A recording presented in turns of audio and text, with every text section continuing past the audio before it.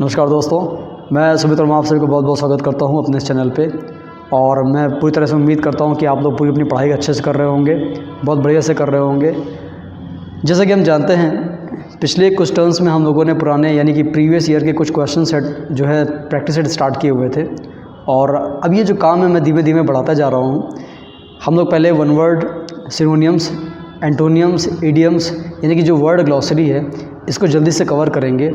हम हर दिन कुछ ना कुछ ऐसा क्वेश्चन ज़रूर डालेंगे, यानी कि ऐसा वीडियो ज़रूर देखेंगे जिससे हमारे पुराने क्वेश्चन रिवाइज हो जाएंगे। अब देखो यार, वीडियो में जब हम लोग करते क्या है, पुराने चीज़ें डिस्कस करते हैं तो वो चीज़ें मेरे दिमाग में ज़्यादा बैठती है। कोई जब इंसान कोई चीज़ बार बार सुनता है, देखता है, अभी आपको मन अगर हुआ कि यार मुझे पुराने कोई वन वर्ड सब्स्टिट्यूशन के वीडियोस देखने, रिवाइज करने हैं, तो आप ऑनलाइन आ सकते हो, अपने यूट्यूब पे आप खोल सकते हो और आप वो सारे जो आपके वन वर्ड सब्स्टिट्यूशन के क्वेश्चंस हैं उनको डिस्कस कर सकते हो। अगर मैं आपको पर डे 28 से 30 क्वेश्चन डिस्कस करूँगा या 20 क्वेश्चन भी डिस्कस करूँगा ना, तो महीने में आपके 600 होते हैं।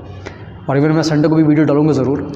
तो सबसे पहली इंपॉर्टेंट बात तो यार, अभी तक मैंने आपसे बोला नहीं कि आप वीडियो जो है शेयर कीजिए, मैंने आपसे हल्का फुल्का बोला, लेकिन ये वाला वीडियो जो भाई मैं जो है ये ज़रूर शेयर कर दीजिएगा। उसका कारण ये है क्योंकि जो हम लोगों ने पिछले एग्ज़ाम्स में क्वेश्चन देखे हुए हैं, जो वन वर्ड सब्स्टिट्यूशन हमारे सामने आए हुए हैं, ये एग्जैक्टली बिल्कुल आपके सामने वैसे ही लिखे हैं। बस आपको करना कुछ नहीं है, आपको ध्यान से पढ़ना है, आपको इन वन वर्ड सब्स्टिट्यूशंस के क्वेश्चंस को देखना है और उनके आंसर्स देने हैं।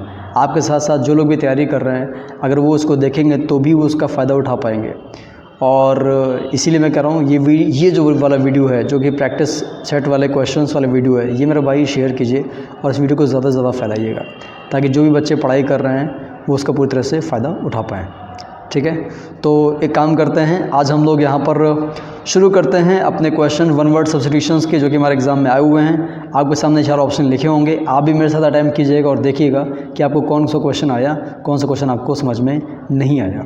ठीक है, अब ज़रा ध्यान दीजिएगा। नंबर फर्स्ट में हमारे सामने एक बेटा जो है वन वर्ड सब्स्टिट्यूशन की लाइन लिखी हुई है, a recurrent compulsive desire to steal. आप देख सकते हैं, a recurrent compulsive desire to steal, यानी कि रेकरेंट का मतलब पहले आप समझ लीजिए क्या होता है। रेकरेंट का मतलब होता है जो बार बार होती है, यानी कि एक ऐसी चीज़ जो हैपनिंग अगेन एंड अगेन बोलते हैं इंग्लिश में इसको, जो बार बार होता है। तो जब आपकी मन में इच्छा बहुत आती है यार कि मुझे कोई चीज़ चुरानी है, ये जो चुराने की लत होती है, इच्छा होती है बार बार, इसको इंग्लिश में क्या बोलते हैं। अब हमारे सामने दोस्तों 4 ऑप्शन लिखे हुए हैं। पहला है निमोनिया, दूसरा है निम्फोमेनिया, तीसरा है क्लेप्टोमेनिया और चौथा है इंसोम्निया। इसमें जो हमारे, अगर हम लोग बात करेंगे कि इंपॉर्टेंट वर्ड्स कौन कौन से हैं, तो 2 इंपॉर्टेंट वर्ड हमारे सामने लिखे हुए हैं दोस्तों। पहला है क्लेप्टोमेनिया और दूसरा है इंसोम्निया। इन दोनों में से ये दोनों वर्ड जो हमारे लिए इंपॉर्टेंट बहुत हैं, और आपको बताना इन चारों में से हमारा सही ऑप्शन कौन सा होगा। देखिए, जो लोग जिन लोगों ने यहाँ पर सही ऑप्शन क्लेप्टोमेनिया किया है, मैं आपको बता दूँ कि उनका आंसर बिल्कुल सही है। सही, क्योंकि क्लेप्टोमेनिया जो है वो हमारा क्या है, किसी चीज़ को चुराने की मन में जो वो होती है, इच्छा होती है, इंग्लिश में वो क्या कहलाता है, क्लेप्टोमेनिया कहलाता है। और अगर किसी इंसान को नींद ना आने की बीमारी यानी कि लॉस ऑफ स्लीप है, तो वो क्या कहलाएगा, इंसोम्निया, नींद ना आने की बीमारी। तो कि हमको यहाँ पर जो ऑप्शन करना पड़ेगा दोस्तों, वो कौन सा करना पड़ेगा, वो हमको ऑप्शन करना पड़ेगा कौन सा बेटा, क्लेप्टोमेनिया, ये वाला वर्ड। क्लियर हो रहा है ना? ठीक है, बढ़िया। अब हम बात करेंगे यहाँ पर नेक्स्ट वर्ड की। नेक्स्ट वर्ड हमारे सामने लिखा हुआ है टू इंजर, यानी कि चोट पहुँचाना, अदर्स रेपुटेशन, दूसरे की रेपुटेशन, इज्जत पर, बाय स्लेंडरस। स्लेंडरस का मतलब होता है अपमानजनक, और कम्युनिकेशन में बोल सकते हैं, एक प्रकार से टिप्पणी कर सकते हो। जब भी हम किसी इंसान के ऊपर अपमानजनक टिप्पणी करते हैं, उन पर लांछन लगाते हैं, आरोप लगाते हैं, दोस्तों इंग्लिश में उसको क्या बोलेंगे। अब हमारे सामने जो वर्ड लिखे हुए हैं, पहले लिखा हुआ है एबेरेशन, दूसरा है डिफेमेशन, तीसरा है ऑर्केस्ट्रेशन और चौथा है एम्बेजलमेंट। तो ये काम करते हैं, पहले बारी बारी से इन सारे वर्ड्स को हम लोग जो है डिस्कस करते हैं। एबेरेशन का जो मतलब होता है, पहले तो आप लोग जान लीजिए, जब कोई व्यक्ति अपने मार्ग से भटक जाता है, इंग्लिश में मेरे भाई वो एबेरेशन कहलाता है, अपने मार्ग से भटक जाना। ठीक, यानी कि जब भी कोई इंसान अपने मार्ग से डेविएट हो जाएगा, इंग्लिश में भटकने को क्या बोलेंगे, एबेरेशन कहेंगे। दूसरा जो है डिफेम का मतलब किसी की फेम को कम करना, यानी कि हम उस इंसान पर क्या कर रहे हैं, कीचड़ उछालना है, उस पर आरोप लगा रहे हैं, जो कि हमारा सही ऑप्शन यही होगा। कौन सा, डिफेमेशन। अब हम चौथे की बात करेंगे, एम्बेजलमेंट। बहुत सारे लोगों को पता होगा, जब भी कोई इंसान किसी कंपनी में पैसे का गबन करता है, तो मेरे भाई पैसे का गबन करने के इंग्लिश में क्या कहलाता है, एम्बेजलमेंट कहलाता है। पैसे का क्या करना, गबन करना। ठीक है, चलिए, तो जो हमारा सही ऑप्शन हो जाएगा किसी इंसान पर कीचड़ उछालना, वो क्या कहलाएगा, ये कहलाएगा आपका डिफेमेशन, यानी किसी इंसान को डिफेम करने की कोशिश करना। अब नॉट सूटेबल फॉर ईटिंग, जब कोई चीज़ खाने के लिए सूटेबल नहीं होती, योग्य नहीं होती, खाने लायक नहीं है, इंग्लिश में वो क्या कहलाएगा? 4 ऑप्शन में सामने लिखे हुए, अनईटेबल, इनईडिबल, टेस्टलेस और स्पाइसी। बिल्कुल सरल ऑप्शन मेरे भाई, मैं समझ सकता हूँ आप लोग बता रहे होंगे तुरंत। ईडिबल का मतलब होता है खाने योग्य, यानी कि जो दूसरा ऑप्शन है ईडिबल खाने योग्य होता है, जिसको खा सकते हैं, फिट टू बी ईटन करके पूछा था हमारे साथ एग्जाम में। अगर हम बात करेंगे यहाँ पर दोस्तों इसके सही ऑप्शन की, तो इनईडिबल हो जाएगा। इनईडिबल माने बेटा क्या हो जाएगा? इनईडिबल हो जाएगा हमारा, बताइए कौन सा ऑप्शन है? इनईडिबल। इनईडिबल बेटा हमारा क्या हो जाएगा? जिसको हम लोग नहीं खा सकते। ठीक है, चलिए कौन सा ऑप्शन हो जाएगा बेटा हमारा? इनईडिबल। अब बात करते हैं यहाँ पे हम लोग, और हमने सेकंड कौन सा ऑप्शन बताया था बेटा हम लोगों ने? सेकंड का हम लोग बताया था डिफेमेशन। ठीक है, और फर्स्ट की अगर बात करेंगे तो फर्स्ट पे बेटा हमारा हो जाएगा सही आंसर जो हो जाएगा वो कौन सा हो जाएगा? क्लेप्टोमेनिया, यानी किसी चीज़ को चुराने की बहुत ज़्यादा लालसा होना। बात करेंगे दोस्तों हम लोग यहाँ पर चौथे की। चौथे पे हमारा जो सही ऑप्शन वो है medical study of skin and it's disease. जब भी हम लोग मेडिकल स्टडी करते हैं स्किन की, यानी कि त्वचा संबंधित रोगों की बात करते हैं, तो त्वचा संबंधित रोगों के लिए हमें सही ऑप्शन कौन सा चूज़ करना है आपको बताना है। एंडोक्राइनोलॉजी जो होता है वो अंतःस्रावी ग्रंथियों की लगाते हैं, यानी कि जो हमारी एंडोक्राइंस हैं उनके लगाते हैं। दूसरा ऑर्थो लगाते हैं बेटा हड्डी रोग विशेषज्ञ के लिए। तीसरा डर्मेटोलॉजी जो होगा वो हमारा सही ऑप्शन हो जाएगा, क्योंकि डर्मेटोलॉजी जो लगाते हैं वो डर्म जो वर्ड लगाते हैं, डर्मेटो वो लगाते हैं स्किन के स्पेशलिस्ट के लिए। तो सही ऑप्शन हमारा दोस्तों कौन सा हो जाएगा? सी हो जाएगा। अगर कोई महिला यानी कि महिला डॉक्टर है जो स्त्री के रोगों को देख रही है, वीमेन संबंधी स्त्री रोग विशेषज्ञ, तो क्या कहलाएगा इंग्लिश में? गायनेकोलॉजिस्ट कहलाएगा। अब बात करेंगे यहाँ पर दोस्तों हम लोग 5वें नंबर की, वन हुई एंटर्स विदाउट इन्विटेशन। एक ऐसा व्यक्ति जो विदाउट इन्विटेशन के एंटर कर जाता है। यहाँ पर 2 क्लोज ऑप्शन है, देखिए पहले, एक बर्गलर और एक इंट्रूडर। वैसे आप बताइए आपको सही ऑप्शन कौन सा लग रहा है? देखिए बर्गलर का मतलब होता है वो इंसान जो घर में चोरी के उद्देश्य से घुसता है। वेंडल वो है जो पब्लिक प्रॉपर्टी नष्ट करता है। इंट्रूडर वो है जो घुसपैठ करता है, घुसपैठिया सही ऑप्शन लग रहा है मेरे ख्याल से, क्योंकि यहाँ पर जो व्यक्ति घुसपैठ करेगा वो जो है इंट्रूडर कहलाएगा। घुसपैठ का मतलब होता है कि आप जो है ज़बरदस्ती कहीं पर घुसने की कोशिश कर रहे हैं, बिना बुलाए घुसने की कोशिश कर रहे हैं। तो फिलहाल जो हमें सही ऑप्शन करना है दोस्तों, वो सही ऑप्शन हमारा हो जाएगा इंट्रूडर। कौन सा हो जाएगा? इंट्रूडर। बताइए क्लियर हुआ?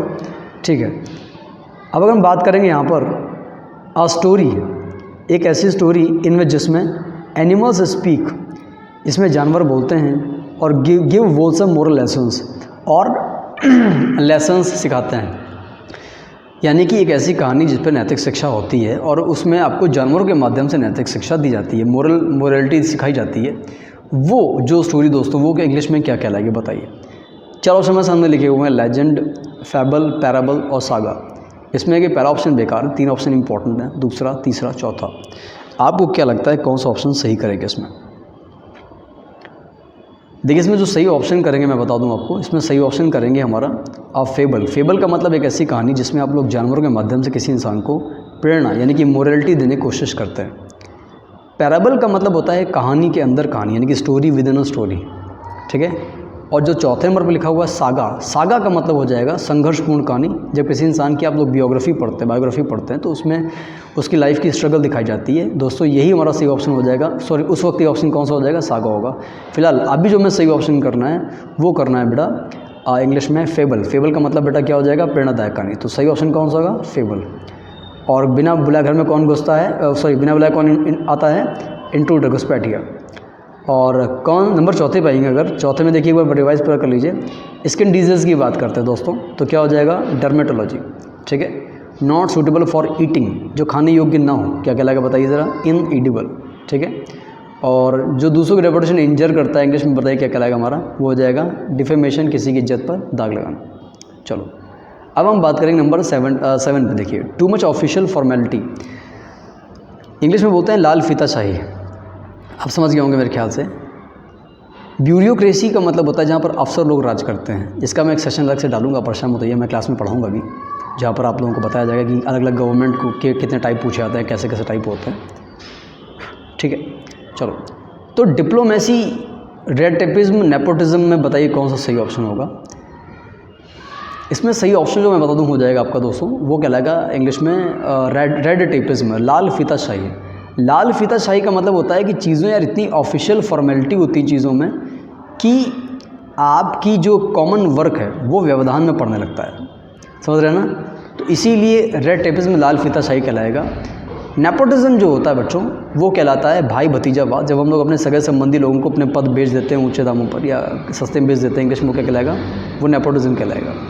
चलो अब बात करेंगे नंबर 8वें की, to free someone from all blames, किसी इंसान को सारे आरोपों से मुक्त करना। अब एग्जाम में सारे क्वेश्चन आए मेरे भाई, बहुत ध्यान से देखना, इंपॉर्टेंट वीडियो है।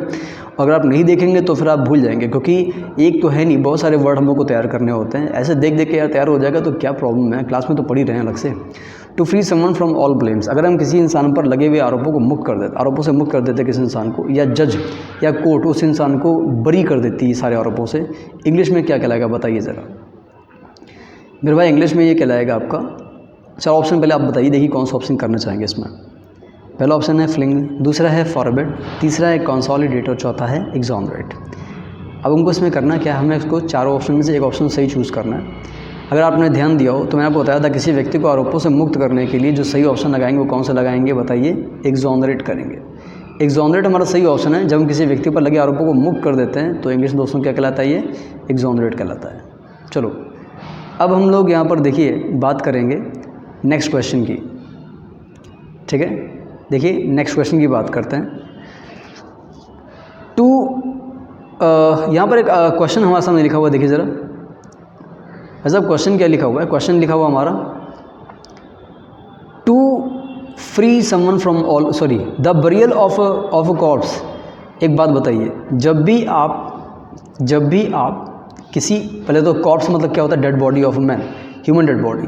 ये जो आप कॉर्प्स देख रहे हो, इसका कॉर्प्स का मतलब क्या हो जाएगा, इसका मतलब हो जाएगा ह्यूमन डेड बॉडी, यानी कि इंसान की लाश। और बरी का मतलब होता है दफनाना। तो जब आप किसी इंसान को दफनाते हो इंग्लिश में तब क्या कहलाएगा मेरे भाई। देखिए जब हम किसी इंसान को दफनाते हैं तो इंग्लिश में उसको हम लोग जो है इंटरमेंट कहते हैं, यानी कि हमारा जो स्पेलिंग, पहला ऑप्शन देखिए ज़रा ध्यान से, ये वाला INTERNMENT, ये वाला इंटरमेंट बना है। इंटरन से, इंटरन का मतलब होता है किसी भी लाश को दफनाना, नज़रबंद कर देना। इनह्यूम इसका पर्यायवाची मैं बता चुका हूँ क्लास में, आपको तैयार होगा मेरे ख्याल से। तो सही ऑप्शन दोस्तों हो जाएगा किसी लाश को दफनाने के लिए इंटरमेट। बेहद इंपॉर्टेंट सेशन है आज का दोस्तों, प्लीज़ मैं बार बार बोल रहा हूँ आपसे, बहुत ध्यान से पढ़िएगा, तैयार कीजिएगा मेरे साथ में, और यार दूसरी चीज़ से शेयर ज़रूर करना, ठीक है। अब बात करते हैं नंबर 10 की, वन हु डेलिबरेटली, एक इंसान जो जानबूझकर आग लगाता है बिल्डिंग में। एक ऐसा इंसान जो बिल्डिंग में आग लगाता है, कौन सा ऑप्शन हो सकता है देखिए ज़रा।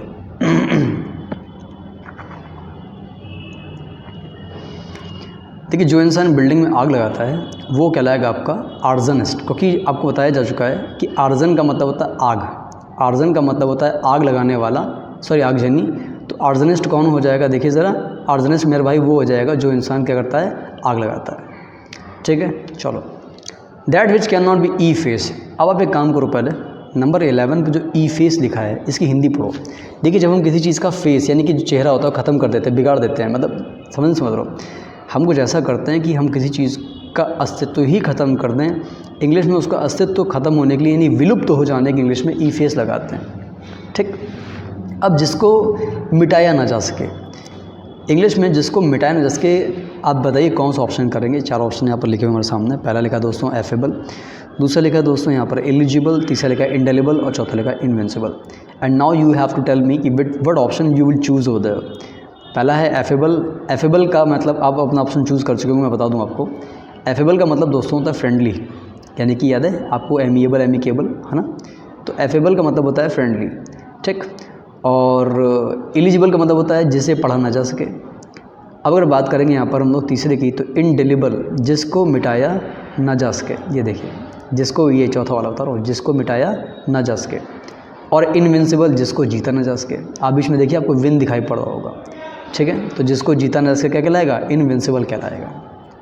चलो तो सही ऑप्शन दोस्तों करेंगे कौन सा, इंडेलिबल, जिसको मिटाया ना जा सके। अब बात करेंगे यहाँ पर नंबर 12 की, one who does not believe in existence of God, जो भगवान के अस्तित्व में विश्वास नहीं करता है, नास्तिक इंसान। जाहिर सी बात है, दो ऑप्शन हमारे सामने रखे हुए हैं, पहला थीस्ट, दूसरा एथीस्ट।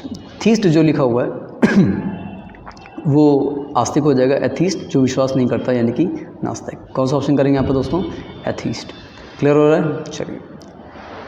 बात करेंगे नंबर 13 की one who runs away from justice, एक ऐसा इंसान जो न्याय से भागता फिरता है, जस्टिस से यानी लॉ से। ऐसा इंसान दोस्तों क्या कहलाएगा? भगोड़ा। अब भगोड़ा यार कौन होगा? जाहिर तब देखो सिंपल सा ऑप्शन है, एक ही ऑप्शन दिखाई पड़ा अलग से, कौन सा है? फ्यूजिटिव। फ्यूजिटिव का मतलब होता है कौन? भगोड़ा, जो इंसान कानून से भागता फिरता है।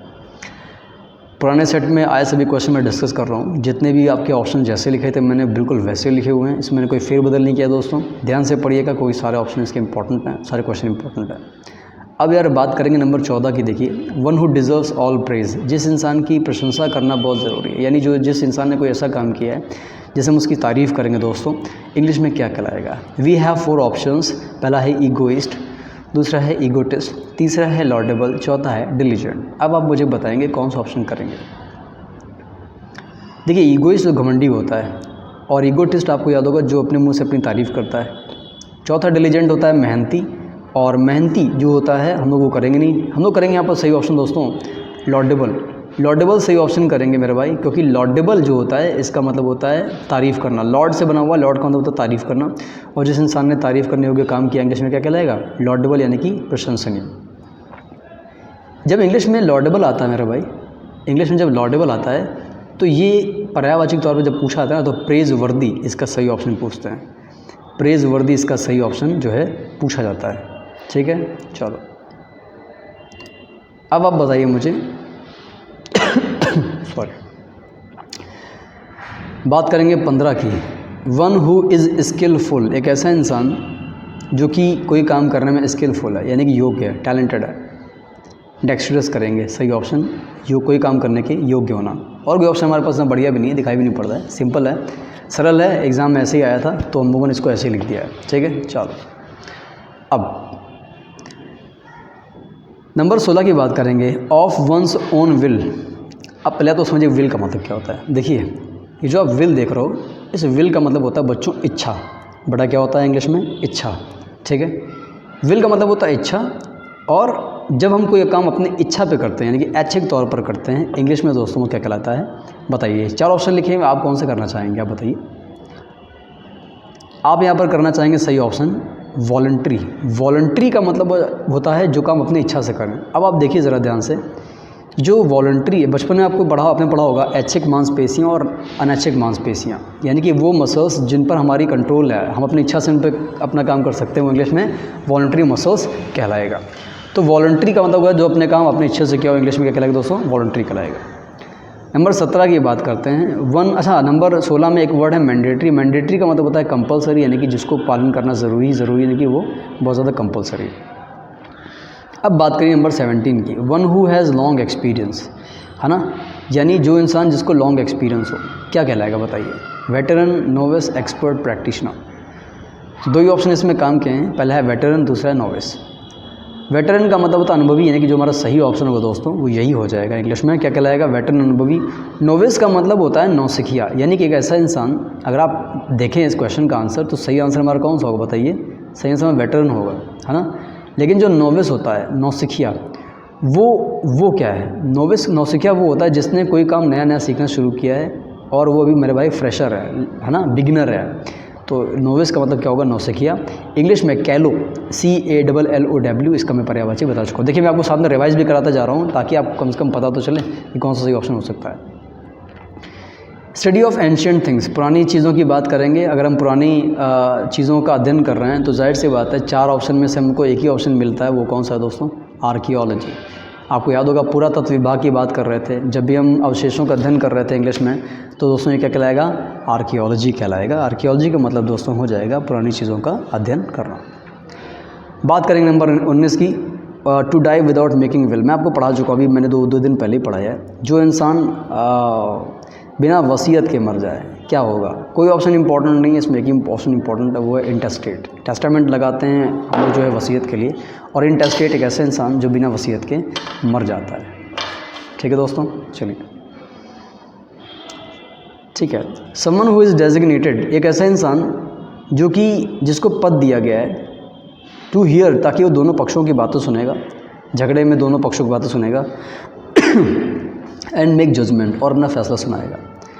तो जो हम लोग जैसे गाँव में होते थे ना, हम लोग पंचायत में पंचों को बुलाते थे यार, बुलाते थे कि आओ अब झगड़े का निपटारा कराओ, बताओ कौन किसकी गलती है, किसको सज़ा मिलनी चाहिए, किसको सज़ा नहीं मिलनी चाहिए।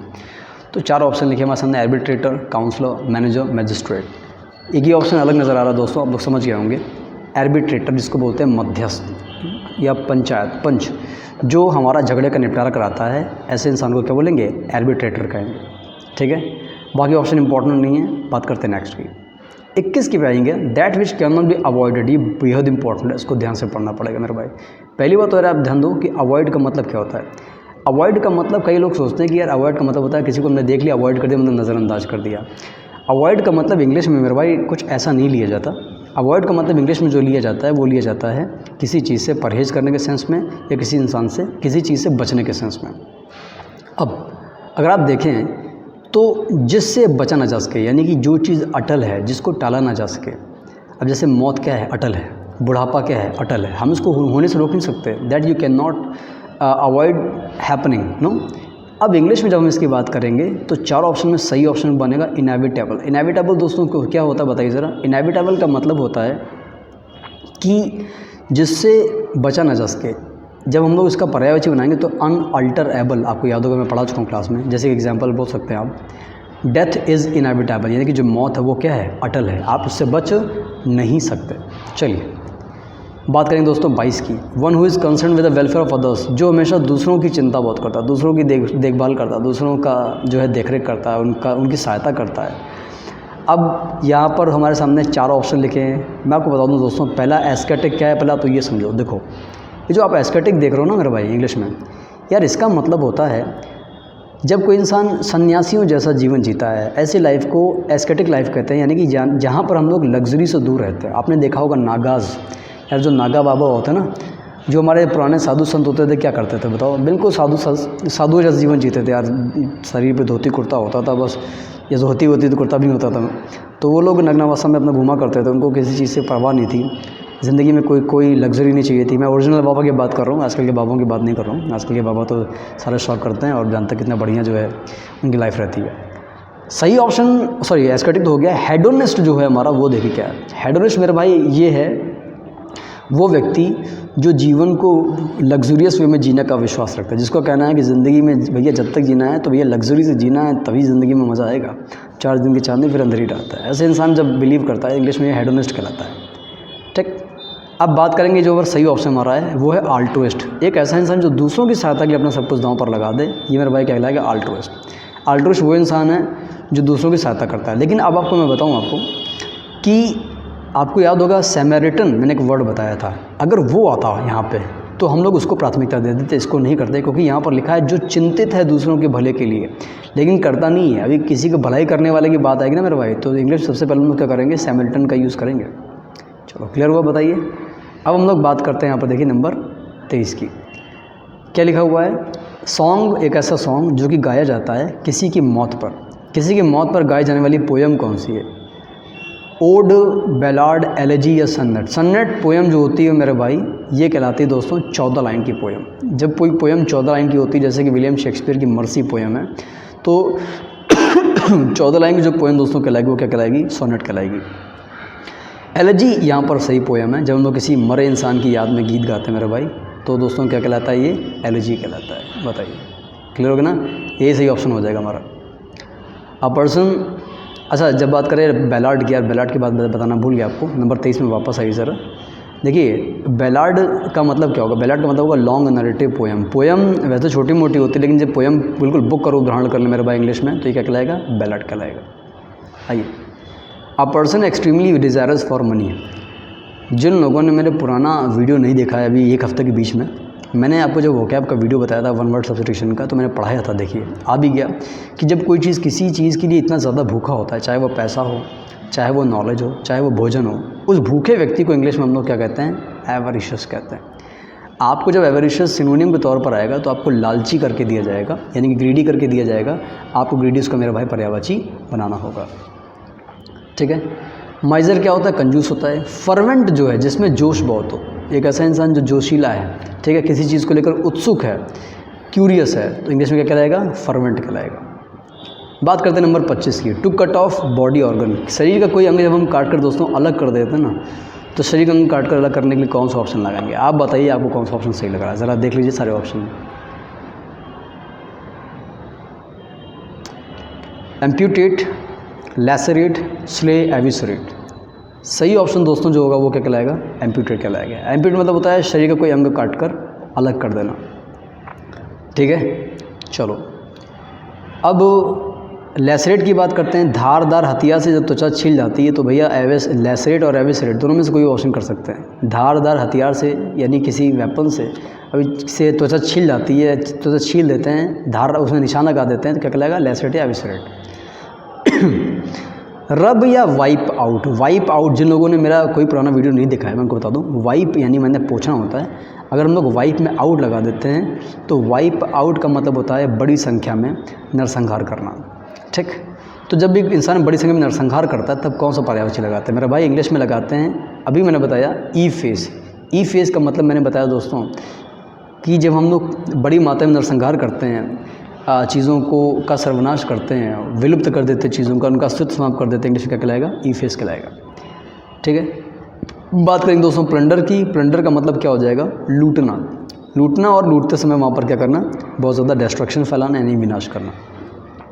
चलो, 2 वन वर्ड सब्सिट्यूशन हमारे सामने रह गए हैं दोस्तों। 28 वन वर्ड सब्सिट्यूशन हम लोग आज करने वाले थे हमारे पुराने एग्जाम्स के। उम्मीद कर रहा हूँ आपको बहुत मज़ा आ रहा होगा मेरे साथ में। वैसे मुझे पढ़ाने तो बहुत मज़ा आ रहा है यार, पता नहीं क्यों आज, लेकिन आपको मज़ा ज़्यादा आ रहा होगा मेरे ख्याल से। जिन लोग पढ़ने वाले हैं उनको बड़ा मज़ा आ रहा होगा मेरे भाई। नो लॉन्गर इन यूज़, जब कोई चीज़ प्रचलन में ना हो, यूज़ में ना हो, अप्रचलित हो गई हो। सिंपल आंसर यार, कौन सा हो जाएगा? ऑब्सोलीट। ये देखिए क्लियर हो रहा है ना, ये सी ऑप्शन हमारे पास में, no longer in use. English में मुहावरा यूज़ करते हैं null and void. Null and void उस नियम के लिए कि कानून के लिए यूज़ करते हैं जो अब यार पहले जितना प्रचलित नहीं रह गया।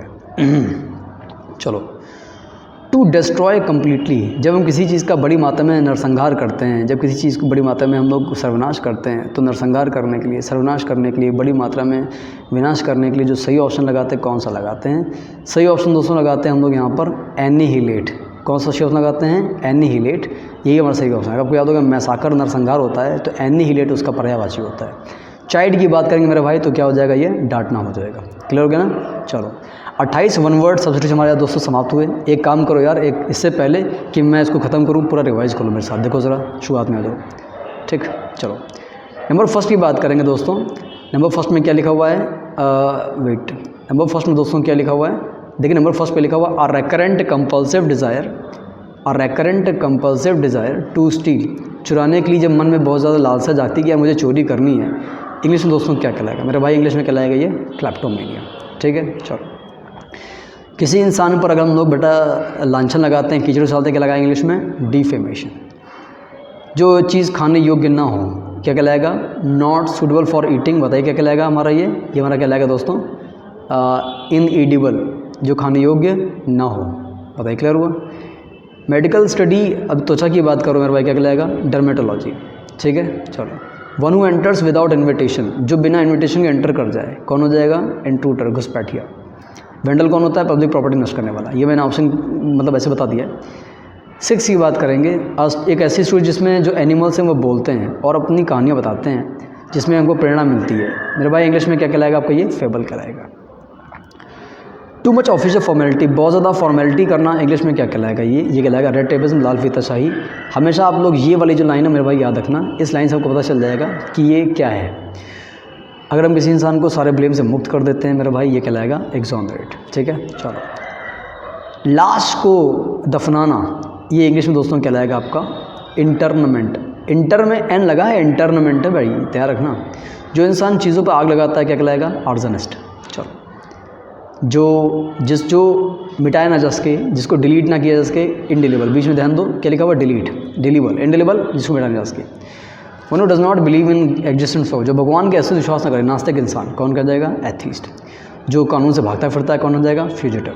ठीक है, चलो one who deserves all praise, जो इंसान जिस इंसान को ज़रूरत है भाई कि उसकी तारीफ़ की जाए, कुछ ऐसा काम किया उसने जिससे तारीफ़ करना बहुत ज़रूरी है।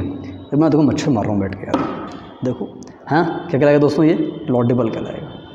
वन हू इज स्किलफुल डेक्सटरस, जो बहुत योग्य होता है। और जो इंसान जो काम अपने मन से किया हो गया हो, ऐच्छिक तौर पर, क्या हो जाएगा? वॉलंटरी। ठीक है। लंबा एक्सपीरियंस है, वेटरन, पुरानी चीज़ों का अध्ययन, आर्कियोलॉजी, ठीक है। अब देखिए बिना वसीयत के मर जाना क्या हो जाएगा, इंटेस्टेट। जो इंसान दूसरों का जब झगड़ा निपटवाया पंचायत में, आर्बिट्रेटर, जिसको अवॉइड ना किया जा सके, इनएविटेबल।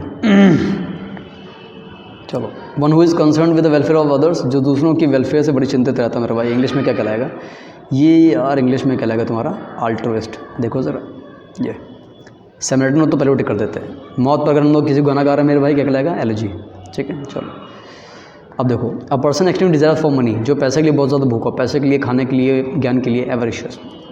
अंग काट कर अलग कर दिया तो एम्प्यूटेट। बड़ी मात्रा में हम लोगों ने भैया चीज़ें बर्बाद कर दी, क्या कहलाएगा बताइए ज़रा, ई फेस, ठीक है। लूटना अगर होता तो हम लोग प्लंडर कर देते हैं। नो लॉन्गर इन यूज़, बताइए क्या हो जाएगा ये, जो यूज़ में ना हो, ऑब्सोल्यूट। डिस्ट्रॉय कम्प्लीटली, क्या कहलाएगा, एनिहिलेट, नरसंहार करना, ठीक है दोस्तों। चलो, तो ये था हमारा दोस्तों आज वन वर्ड सब्स्टिट्यूशन का एक बढ़िया सेशन, 1 से लेकर 28 तक।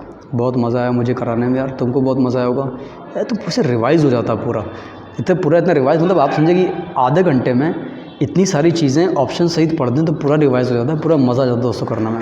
अच्छा, मैं एक चीज़ कर रहा हूँ, जब मैं वीडियो डालूंगा ना तो आप लोग बस डिस्क्रिप्शन चेक करना है यार, क्योंकि हो सकता है कि मैं वीडियो में आपको ये PDF डाल दूँ। अगर ये PDF आपको मिल जाएगी तो बढ़िया है यार, क्या दिक्कत है। आपको वीडियो रोज़ नहीं देखना पड़ेगा, अपना PDF निकालिए, एक बार रिवाइज़ कर लिया, ठीक है दोस्तों। तो यार सबसे पहली बात, ये वीडियो पूरा देखना, वीडियो को स्किप मत करना। दूसरी बात क्या है, वो तो मुझे शुरुआत में बोलना चाहिए था, तो मैंने पूरा वीडियो बना डाला। दूसरी बात मेरे भाई ये है कि इस वीडियो को ज़्यादा से ज़्यादा शेयर करिए, ताकि जो लोग ये तैयारी कर रहे हैं उन तक ये वीडियो ज़रूर पहुँचे, तभी यार सभी को ये फ़ायदा होगा और मेरी मेहनत तभी सफल होगी। क्योंकि यार इतनी मेहनत से वीडियो बनाने के बाद में अगर यार स्टूडेंट्स जो है देख ना पाए ना, तो फिर मज़ा नहीं आता। ज़्यादा बच्चे होते हैं ना तो लगता है कि हाँ चलो कम से कम इन लोगों को देखा यार, इम्पॉर्टेंट चीज़ है, तो उन्होंने कम से कम उसका फ़ायदा तो उठाया, ठीक है बच्चों। तो अपनी जो हम लोग सीरीज़ है इसको हम लोग आगे बढ़ाएंगे। वीडियो को भाई में शेयर कर देना और लाइक कर देना और कमेंट बताना आपके कितने आंसर सही थे। मिलेंगे नेक्स्ट टर्न पे नए वीडियो के साथ, तब तक के लिए दोस्तों बहुत बहुत धन्यवाद, गुड नाइट, शुक्रिया, और बात करते हैं कल के टर्न पे। तब तक के लिए दोस्तों बाय बाय।